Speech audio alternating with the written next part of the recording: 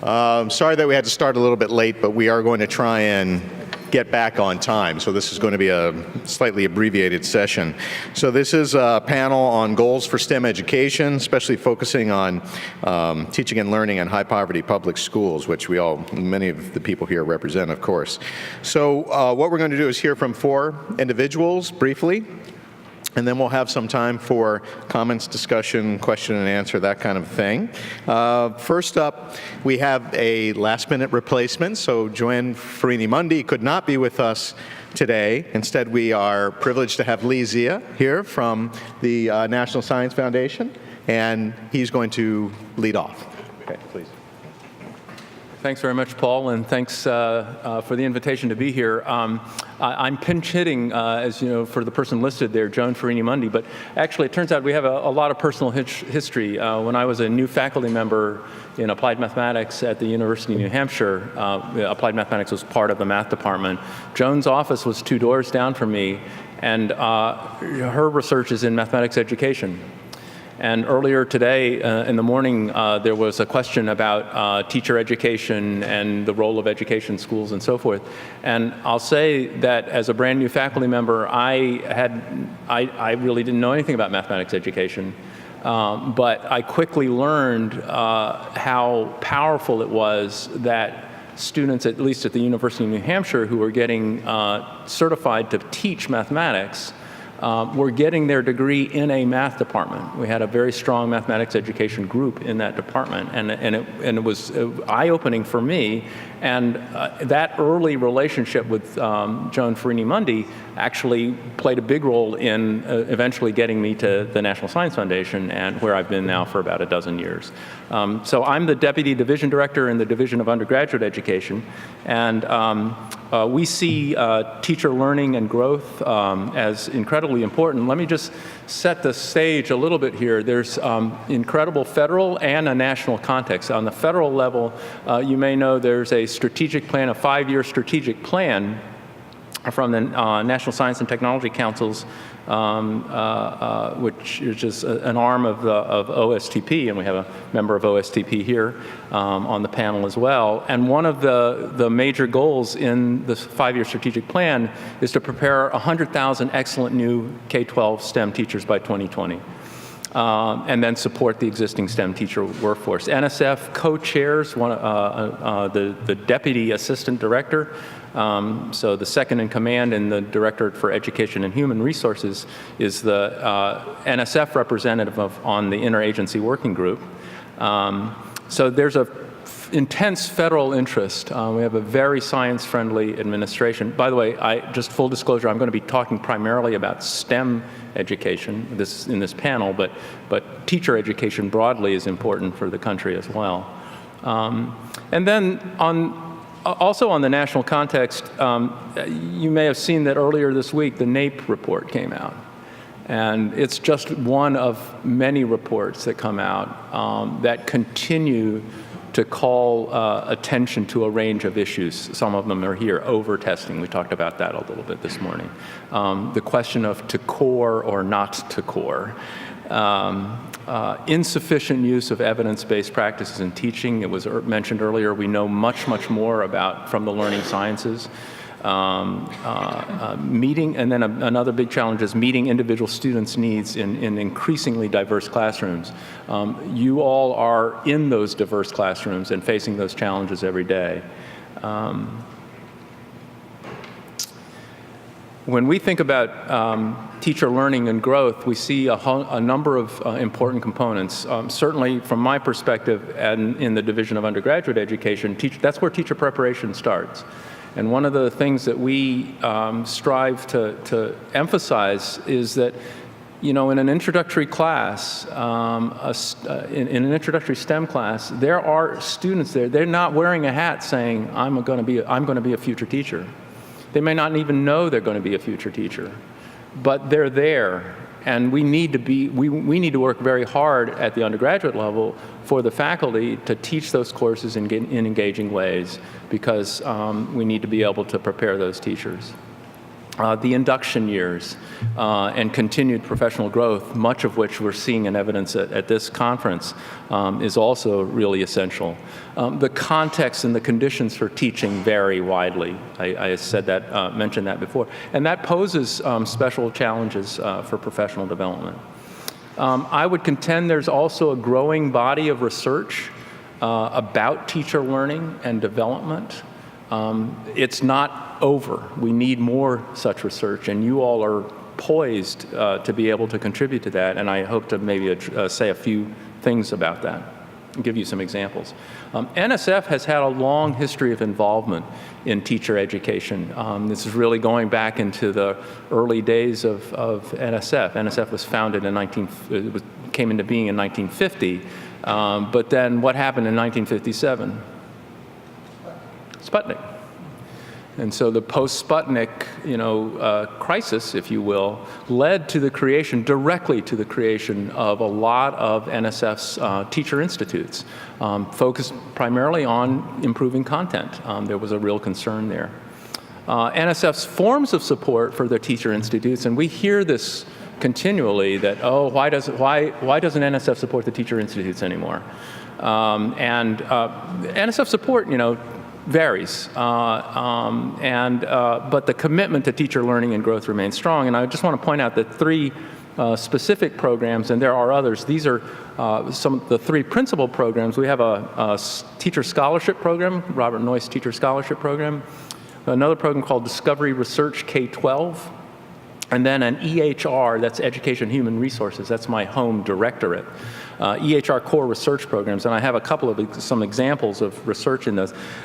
These are programs, particularly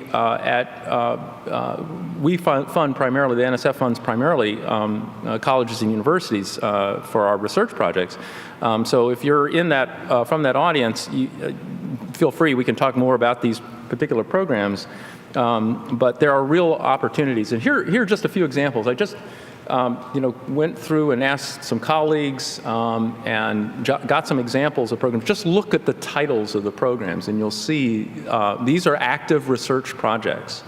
Effects of education and professional development on beginning STEM teacher persistence. Right at the end of the conversation this morning, Undersecretary Mitchell put out a call to find someone who may be in danger of leaving and help them stay.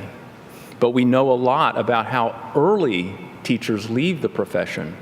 And if they leave really early, we've lost a huge investment of their undergraduate years and whatever sort of induction experiences and so forth. So this group, this is a group, by the way, at Penn. And a shout out, I'm an old friend, Larry Gladney. It was good to see him this morning. We've known each other through a variety of NSF projects. This second project, Understanding the Effects of Mathematics Teacher Preparation on the Quality of Classroom Teaching and Students Learning. This project is really trying to get at the effect downstream. This is a really hard problem. You can do an intervention at the undergraduate level for pre-service teacher preparation. What is the long-term effect on the students that those teachers will eventually reach? That's a really difficult problem. There's an attribution issue there. This is a group at the University of Delaware, by the way, for the folks from the Delaware Institute. And then this last project is an interesting one, looking at the role of this clinical experience, if you will, the student teaching induction type of that space, and looking at the kinds of informal networks that those teachers are exploiting, and what's that effect on their professional development. So, I am from the government. Here to help you. And there were some questions about the role of the federal government during the conversation with Secretary Mitchell. Here's the reality check. That's a picture from This is data from the CoSTEM report. That's the Committee on STEM Education. It's the one with the 5-year strategic plan. This is the most recent data. Maybe some even more recent data is available, but this gives you a picture of it. There's roughly $1 trillion of education spending in the U.S. And the two tiny slices. Well, I'm pointing at this. Does this thing have a? Well, you see the K-12 STEM federal agencies, 0.1%, and then that other slice, post-secondary STEM federal agencies, 0.2%. 0.3% of $1 trillion is the federal investment in total education funding. Everything else is the states putting the money in, either to the universities or to their local school districts. And so if you tease out that 0.3%, that's what this is. That's about $3 billion, $3.4 billion. All right. Still seems a lot, but remember, that's only 0.3% of $1 trillion. And the NSF has a pretty big chunk, and then the Department of Ed has a pretty big chunk, and then there are various other smaller agencies. So here's the Department of Education investments by objective. So it's starting to get that, it's still a pie, but it's a smaller pie. And here's NSF. And I put these up here. The purpose is that what is the federal role? We're tiny in the bigger scheme of things, right? But I think we still play a role. And here are the implications. This is my last slide. We have to act catalytically. We don't have enough money at NSF to fund a teacher institute, a partnership amongst every pair of, to recreate the models that you all have right now, okay? We can study them and try to learn the best models and what are those features, and then hopefully replicate those. That's actually a research agenda in this question of scaling and replication. And those programs I mentioned earlier are ideal programs to pose those kinds of research questions. So if you're in these settings and you're so inclined, and I really would encourage you to do that, particularly if you're at the college and university level, work with your partners to pose the kinds of questions about replicability and scalability and so forth. Collaborations and partnerships are vital, I think, especially when the money is small. But if you want to be successful in receiving NSF funding, it's important to think catalytically. What are you going to learn from the project? What will we learn from the project? And then how will we translate that learning into broader dissemination? Okay, I'll be happy to take some more questions, certainly during the panel, but I'll stop there. Thank you. Yep, thank you. Okay, so next up we have Marvin Carr, who has a very long title, Policy Advisor on STEM Education, Diversity and Inclusion. Did I get that right, Marvin? Please, come on. Hello, everybody. So my roots are in the Baptist church. They don't believe in time limits, so if you don't mind, let me know when I have 8 minutes left, or when I've gone 8 minutes. All right, and so, hi, my name is Marvin Carr. I am working at the White House in the Office of Science and Technology Policy. My primary role is to advise the President and the administration on STEM education, diversity and inclusion, among other things. And so I kind of just want to speak to my experiences. When I speak about the structural and cultural barriers that prevent so many women and people of color, especially in our inner city schools, from pursuing STEM, and many other educational aspirations. I often hear, well, Marvin, you made it, right? You're a young black man from, some of the worst parts of Detroit, and you went on to, get a PhD in electrical engineering here at the White House, right? So you made it. So everyone else had the same opportunity to achieve that you did. So why didn't they, right?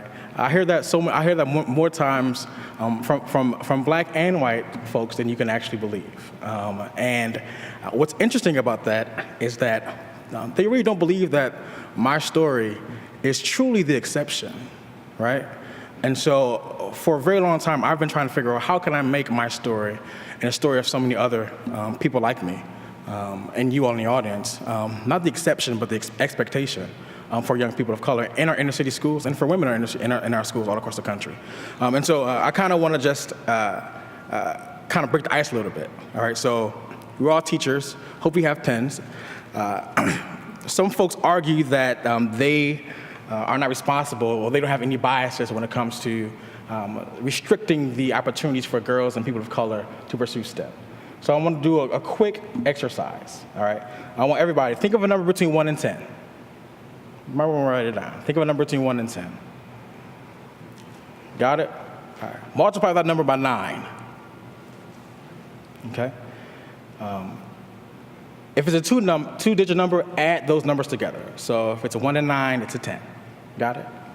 All right. Good? Now subtract 5 from that number.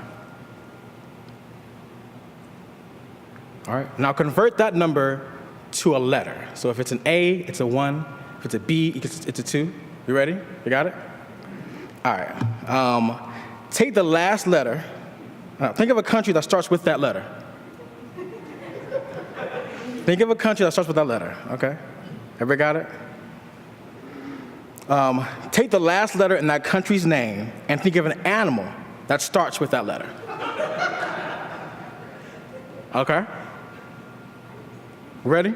All right. Now, take the last letter and that animal's name and think of a piece of fruit that starts with that letter.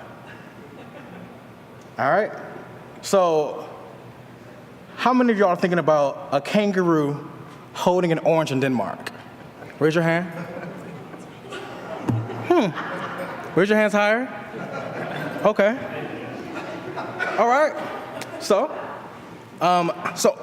you all, we are here at Yale, right? We're in our Western civilization. If we were in South America, you'd have been thinking about an aardvark holding a kiwi in Dominica. I'm going to get there, right? If we're in West Africa, if we're West African, we think about an orangutan holding a nectarine in the Dominican Republic of Congo. If we were in the West Indies, we would think about a crab holding a banana in the Dominican Republic. East Asia, we think about an antelope holding an egg fruit in the Democratic Republic of Korea. And if we were in East Africa or in Arabia, we think about an Indian elephant holding a tangerine in Djibouti. All right? So what does this mean, Dr. Carr? Right? This means that no matter what you do, you cannot escape environmental biases. So that's all I'm saying. Right? So we just had 80% of the room get to the exact same path, although there are thousands of choices you could have made. Millions, if you do the mathematics, of paths you could have taken, but you all took the exact same path, right? That's simply because of our socialization, our environmental socialization. And it's important for all of us to know how that environmental socialization affects our biases, how those biases affects the lives of young people of color and of women. So how can we use that knowledge, truly, to affect change and the way that we teach our young people? So the debate for the importance of STEM is over. Right, for the first time, I don't know if you heard this, in November, 50.2% of K-12 students in public schools were non-white, right? Which happened 14 years before the Department of Education believed that it would happen, right? And so the question now is, in the next 25 years, for me as an engineer, who's going to protect the nuclear deterrent, right? Who's going to create economic impact and the economic future of America? No longer can we ignore the importance of diversity in STEM and entrepreneurship as well. And so the debate is over, right? And so that debate we need to leave that debate alone. Also the debate about why the level of mastery, why black and brown kids and girls don't perform as well in math and science, that debate is over. We kind of know the answer, right? There are structural issues, there are social issues, and there are cultural issues that are to blame for the system and for parents, right? That pretty much tells us why it's more difficult, quote unquote, for those particular folks to do well. And so my research is in socio-cognitive issues in education, particularly among young girls of color. And both myself and the administration, I think there are three things that teachers can approach the STEM issue. I don't know how much time I got left, but I'm gonna do it real quick. 1 minute. So the three things. So the first thing is change the way that we teach them STEM. The second thing is change the way that we show them STEM. And lastly, change the way that we ourselves view our own biases and how they can learn STEM. Three very, very simple things. So when I think of STEM, I think of PE. I've never known a PE teacher who walks on the first day of gym with a 400-page book and says, here, read this book, and at the end, I need you to win the state championship without ever coming onto the basketball court and choose a team and do well, right? And so there are certain things that just doesn't work for certain students. Teaching mathematics, teaching physics with a textbook alone would not have helped me, right? If I didn't have the type of teachers growing up and the experiences growing up that allowed me to be active and learn these experiential approaches to STEM, I wouldn't be where I am today. And so it's all about creating opportunities and really, really taking innovative approaches to instruction. And then the last thing, I'm sorry, right here behind me. The last thing is change the way that we show them STEM. And it's kind of mixed between the last two things. I never, growing up in Southwest Detroit, I never knew someone with a PhD, not once. I never met an engineer. I never met an astrophysicist. I only knew my teachers.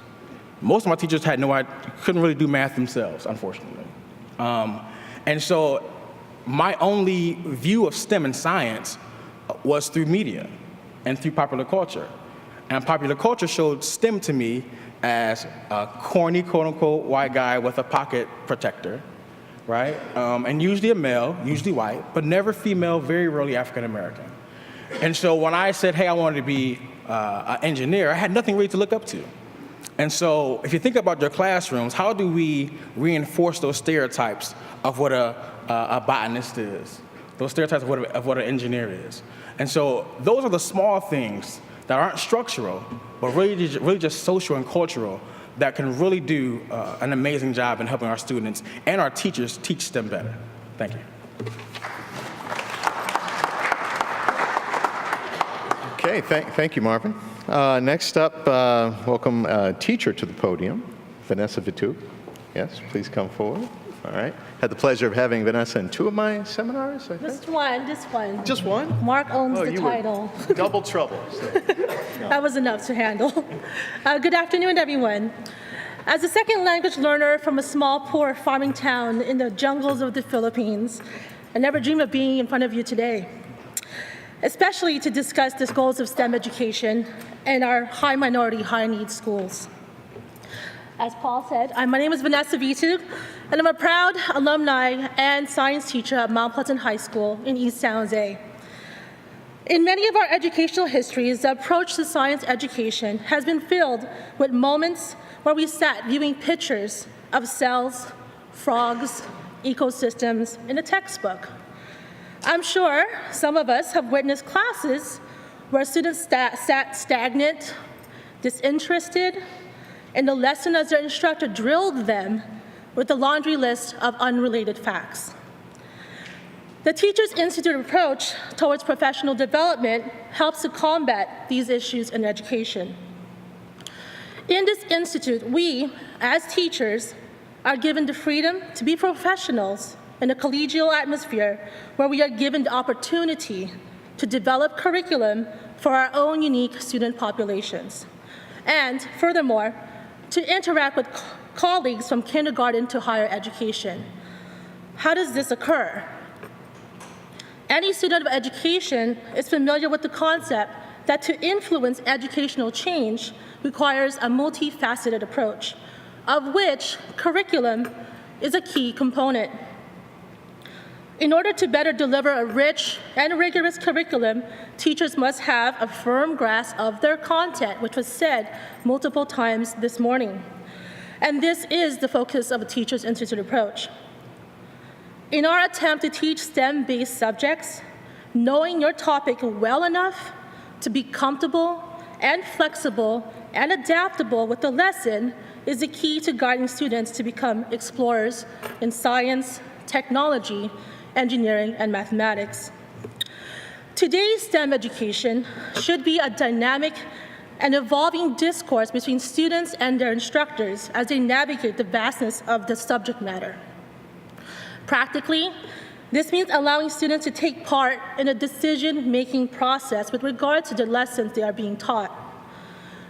That's uncomfortable because as teachers, we try to control our environments. We as professional educators understand the value of teaching students ownership. Ownership. This is something that was definitely not taught to me in my early years of education. If a child is encouraged to participate in the decision-making process, they can now feel included instead of excluded. Feeling included is especially powerful to students who are from a minority background, since many of them have been taught never to question their elders and definitely never to question their teachers. STEM-centered classrooms go beyond the hands-on experiences and tried and true laboratory experiments. True STEM education should be a classroom where students are encouraged to engage in the application of science so that they are able to communicate the principles governing their observations. In schools like mine, where my student population is over 50% Latino and about 1% Caucasian, my students do not show excitement about the number of standards they hit on an exam. They simply don't care very much about them. Instead, what they do care about, what they are passionate about, is questions regarding why. For example, why is it that their grandparents are going blind from years of diabetes? Why is it their Nana, who is beginning to show signs of early Alzheimer's disease, is forgetting to pick them up after school? They care about their parents' blood pressure. They care about their cholesterol medication and how much it costs. And they care about the side effects of their younger siblings' ADHD pills. And more recently, disturbingly, they care about why they experience moments of depression and anxiety. Much like a toddler experiencing the world for the first time, teenagers' sense of curiosity can still be stimulated because the topic of science is so vast. All we need to do as educators and teachers and policymakers is to allow them the space and the time to be curious, to allow them to express their own lack of understanding and it being okay to not know. We need to allow them the space and time to find connections, to find the reason why it actually matters. These are the goals of today's STEM education. Know your content well enough to be flexible, to be adaptable, so that you can be the authentic facilitator of learning amongst all your students. Thank you. Thank you, Vanessa. Okay, so our final voice, I'll have Professor Mark Saltzman come forward. He's my colleague here at Yale. Great, thanks. Good afternoon. Thank you for inviting me to participate here. And I'll be brief because I think what I've prepared really just emphasizes some of the points that have been made already. But I'll try to do that through some examples, three examples. So I teach biomedical engineering and physiology here. I'm an engineer. I have a PhD in engineering also. I consider myself an engineer first. And you don't have to tell you that STEM education is becoming increasingly important, not just for people that become engineers, but for all educated citizens. The world we live in is a complex. And neither of my parents were inclined to the sciences or math, and my grandparents were all farmers. And farming involves a great deal of science, but it's mainly learned by apprenticeship, not by going to school. My father's father did study civil engineering briefly in college, but he was a college student during the Great Depression, and so wasn't able to finish college because he needed to go back and save the farm. But I think I got my sense of why science and engineering was important from that experience of talking to my grandfather. The sense that engineers did important work, that they helped people, and that they were employable. that an engineering education was something you could take forward into the future and be useful. And I still see that as a motivation for many of the students who study engineering at Yale, that sense that they want to be able to do something valuable, and that they want to find good work after their education. Over the last 10 years, though, I've picked up a different sense, a sense that students not only want to find good work, they want to create their own work. They want to be innovators. They want to start their own businesses. They want to design their own things. And that's so nice to see in students, but hard to help them with. That's a really hard thing to help them with. So I think one of the things we need to do, in addition to delivering science, math, engineering content, is give students a chance to build things, to make things, to exercise their creativity and their sense of innovation, and to be successful at it. And to set up those kinds of things in a classroom is very difficult to do. It takes a lot more time than just presenting content, but I think that's a challenge for us. There's been teachers that have worked really productively on things like that as part of the Teachers Institute, and so in the On Common Ground magazine, you'll see a article that was written by Laura Carroll Koch that describes, even with young children, how she's asking them to build things in the classroom to help with her teaching of the structure of DNA. So that's one story. The second story is that one of the reasons why it continues to be hard to teach science, engineering, math topics is that the pace of change is so rapid. Things are changing very rapidly. And so to illustrate, this is particularly true in the biological sciences. So the last biology course I took was in 1984. It was a course on immunology taught at MIT. I was a graduate student there. It was a terrific course taught right at the front edge of what people knew about immunology in 1984. I was up to date when I ended that course, but almost nothing of what I learned there would be helpful for me to understand the new immunotherapies that are being used to treat cancer today. So if a student comes to me and asks me about their parent in a trial for cancer immunotherapy, I've got to do a lot of research in order to help them answer their questions. And that's just in one small segment. I think it's true everywhere. In the sciences. Critically important to have science teachers in the classroom who are prepared to teach science and who are learners of science on an ongoing basis. And that's another one of the reasons I value the Teachers Institute, because of teachers like Vanessa who come here with a commitment to continue their learning. So the last story is from my wife, Christina, who showed me a Twitter feed. And I've never said this word before, but it's hashtag I look like an engineer. And if you look at it, it's a site created by women where they post descriptions of their work as engineers and pictures of themselves. And it's amazing. They're writing about the things that they do. And they're talented women who are working in a variety of different fields, developing things like software and medical devices. And you can see the people that are doing this important work. And so the concept has a lot of energy, I think, because people have an image of engineers, and I'll go a little farther than Marvin. People have an image of engineers looking like the cartoon character Dilbert. And I look a lot like Dilbert, so that's okay for me. It's easy for me to picture myself as an engineer, but I don't think that's true for everyone. And so I found that website and that Twitter feed very helpful. One of the other things that would be good for us to think about doing is how to give our students, our diverse sets of students, ways to picture themselves doing things that they can't imagine themselves doing.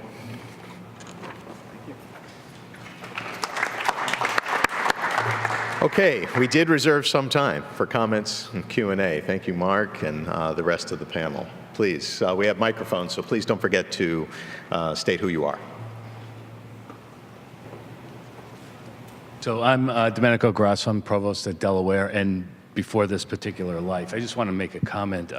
I started the engineering program at Smith College, and at that time, we were trying to think of how better, Ruth Simmons was president there before she went on to Brown, and they were trying to envision why a women's college would still be relevant in the 21st century. And one of the reasons is because they're so underserved in the STEM fields. So they started an engineering program.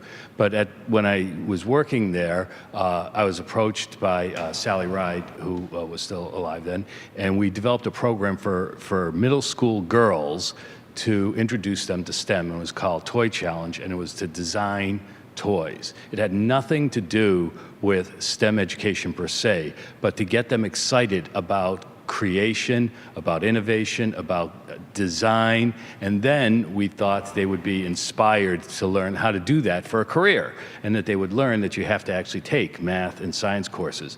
Many people go into medicine, even though that is certainly a daunting STEM-oriented field, because they understand it, they know the benefits of it, and they can see themselves in it. One of the problems with STEM education in terms of engineering and scientists is that we don't introduce it to students at a young age in terms of what the exciting aspects of it. We try to introduce the STEM components. It's like teaching for 4 years the rules of soccer before you're allowed to go out there and kick a ball and understand how much fun it is. So I just wanted to underscore everything that was said up there and encourage people to introduce STEM disciplines through its applications first and inspire the students before we move into trying to so that they understand why they have to learn the material before we introduce that to them.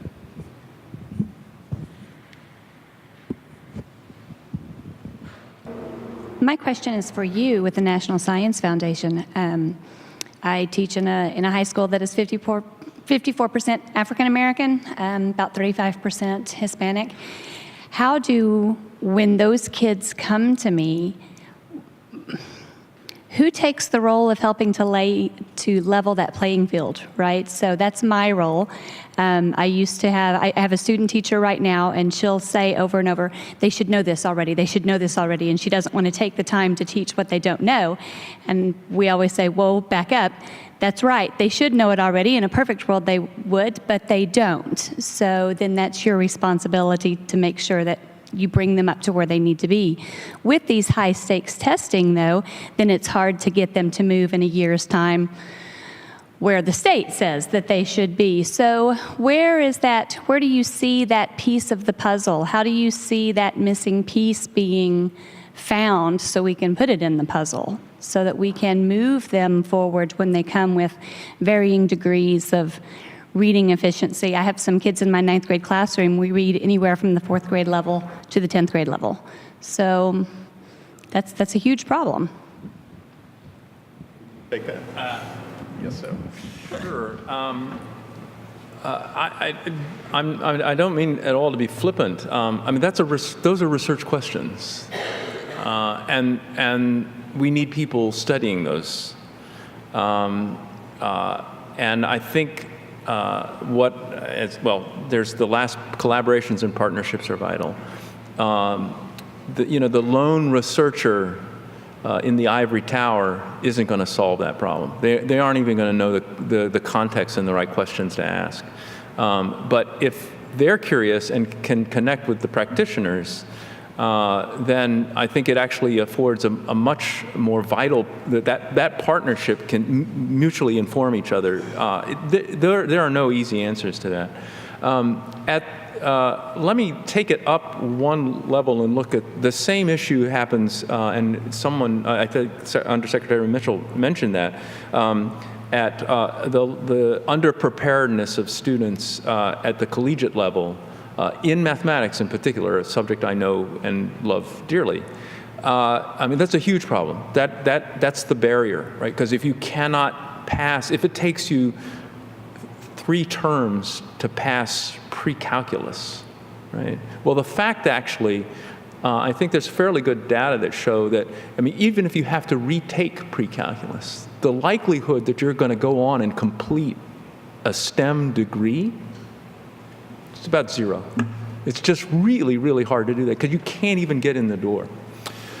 So we're funding a project actually at the Carnegie folks, and so Lee Schulman's was mentioned earlier. So Tony Breik is now the director of the Carnegie Institute for the Advancement of Teaching and Learning. There's a project going that they started, and we're funding a piece of it, a major expansion of it. You may have heard of 2 projects called StatWay and QuantWay, which are efforts that started in the California community college systems to try to get kids prepared to pass a college-level course in quantitative reasoning, essentially, and really shortcut the amount of time it takes to kind of overcome that multiple retakes of the same course to no avail.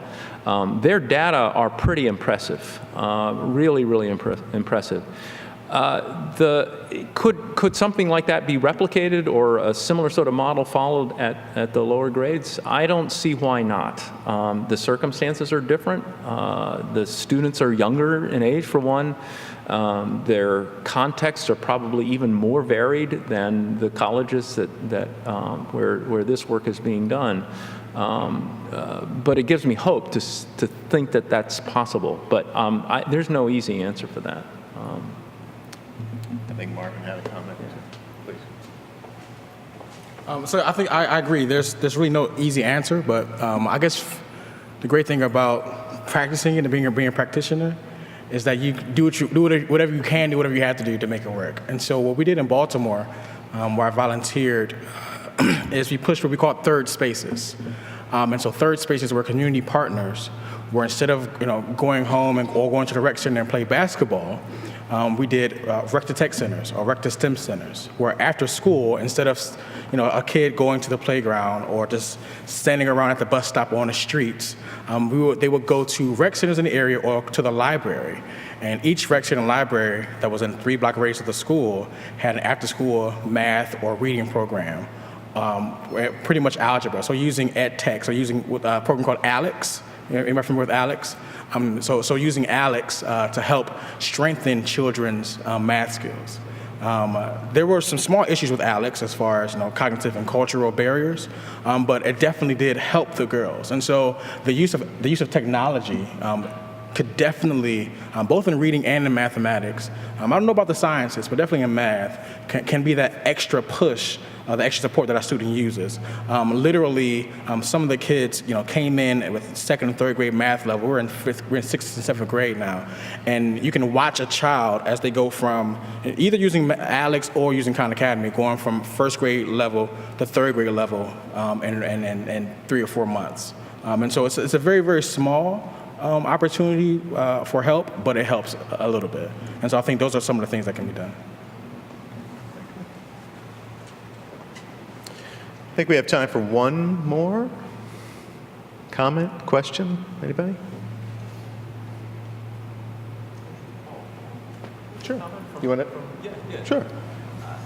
Lee has something else. Yeah, this is going back to a question that was raised in the session just before lunch, the question about attention at the undergraduate level for faculty in thinking about pedagogical innovations. There's no question that that's a big barrier. The inertia, if you will. It's really easy for a faculty member. Larry, we've had these conversations for years. To just whip out the old notes and just go through and so forth. But there are positive things happening. There was a study release, a paper just from last year in PLOS, Public Library of Science, a meta study of over 200 other studies about active learning was done, and the data are in. Clearly shows that active learning approaches, and that covers a multitude of things. But they're clear across a lot of different disciplines at lots of different levels. The learning gains and the persistence in learning are striking in the active learning classes versus the non-active learning classes, right? So if the evidence is there, why isn't it happening everywhere, right? Well, there are big cultural changes. There are reward structure issues. But it can happen. So let me give you an example of another tool that's out there. It's called COPUS. It stands for Classroom Observation Protocol for Undergraduate Students. And Carl Wyman, the Nobel laureate, has been involved in developing COPUS along with a team of researchers. Michelle Smith, who's a biologist at the University of Maine, is probably the champion of this.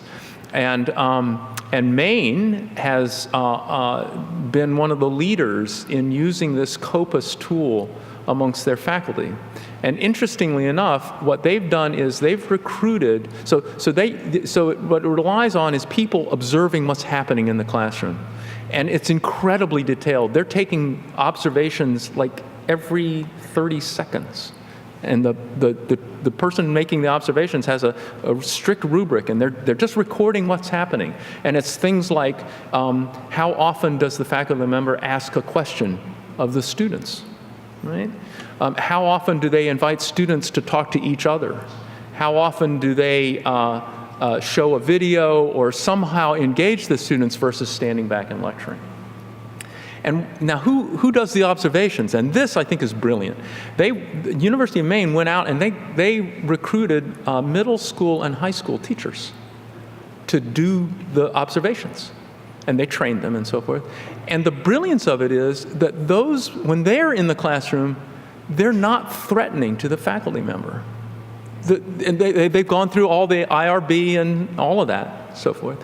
And they found that it's not threatening, and they're getting incredible amounts of data. And then what's happening is that faculty members, they call them COPUS pies, because it's a pie chart that breaks up the level of activity in the classroom. And what they're finding is faculty members are now wanting to have their COPUS pie and including their COPUS pie in their promotion and tenure packages, because the senior administrators are buying in and endorsing this project. That's a huge cultural shift. And it can happen at a big state-supported university. So there are models out there. I just feel really, really optimistic. That's my nature. But I think we're at the proverbial tipping point. There are incredible pressures coming from the public, accountability issues and so forth. But I think faculty members and administrators are finally realizing that we cannot tolerate the way it's been, right? Especially at the state-supported schools, which rely on legislatures for their money. So there's a sort of a perfect storm of interests coming together. So I'm hopeful. I guess that's the bottom line. Good. So we have reason to keep hope alive. So I want to thank the panelists for taking part